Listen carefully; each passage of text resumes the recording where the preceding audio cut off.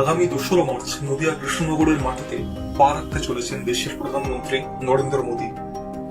আর তাই তাকে স্বাগত জানাতে হোমিওপ্যাথির ওষুধে ব্যবহৃত ক্ষুদ্র কাচের শিশির মধ্যে চিত্রপট এঁকে এক অনন্য নজর গড়লেন নদিয়ার চাপড়ার বড় আন্দুলিয়ার অঙ্কন শিল্পী তুহিন মণ্ডল। কাজটি খুব সোজা নয়। ক্ষুদ্র হোমিওপ্যাথি শিশির ভেতরে অক্লান্ত পরিশ্রমের চেষ্টায় তুহিন এঁকে ফেলেছেন মোদীজির চিত্রপট। তাই তার নিজের হাতে আঁকা চিত্রপট প্রধানমন্ত্রীর হাতে তুলে দিতে চান তিনি। তবে এই তুহিন মণ্ডল একাধিকবার চিত্রপট এঁকে রাজ্যের মধ্যে অন্যতম প্রতিষ্ঠান তৈরি করেছিলেন।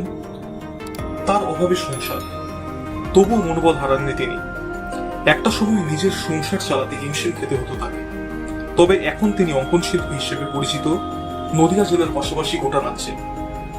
দূর দূরান্ত থেকে খুদে পড়ুয়া থেকে শুরু করে যুবক যুবতীরাও তার কাছে ছবি আঁকা শেখে। আর তাতেই এখন একটু হলেও স্বাবলম্বী তুহিন মণ্ডল। শনিবার আমাদের দেশের প্রধানমন্ত্রী নরেন্দ্র মোদী উনি আসছেন এবং এটা আমাদের খুব আনন্দের বিষয় যে আমার জেলাতে উনি আসছেন। সেই জন্য আমি একজন শিল্পী হিসেবে ওনার ছবি আঁকার চেষ্টা করলাম, সেটা একটু অন্যরকম হবে। অন্য শিল্পীরা কাগজ বা আর্ট পেপার ক্যানভাসে ছবি আঁকেন, আমি ছোট্ট একটা হোমিওপ্যাথি শিশির মধ্যে ওনার পোর্ট্রেট 3 দিন ধরে চেষ্টার পর কমপ্লিট করতে পেরেছি। এবং এই ছবিটা করতে পেরে আমি নিজেকে তো আনন্দ উপভোগ করছি, তার সঙ্গে সবচেয়ে বড় কথা সেটা হলো এই ছবিটি যদি যে কোনোভাবে ওনার হাতে ছবিটি দিতে পারি তাহলে আমি নিজেকে ধন্য মনে করব।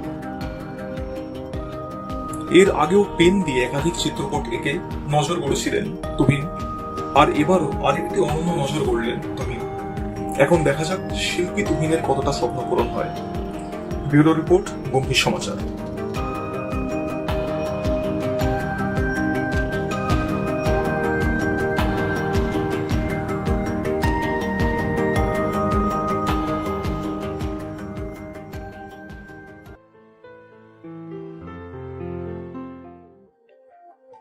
अगर आपको हमारा ये वीडियो अच्छा लगा तो इसे लाइक करें, शेयर करें और हाँ, सब्सक्राइब करना ना भूलें।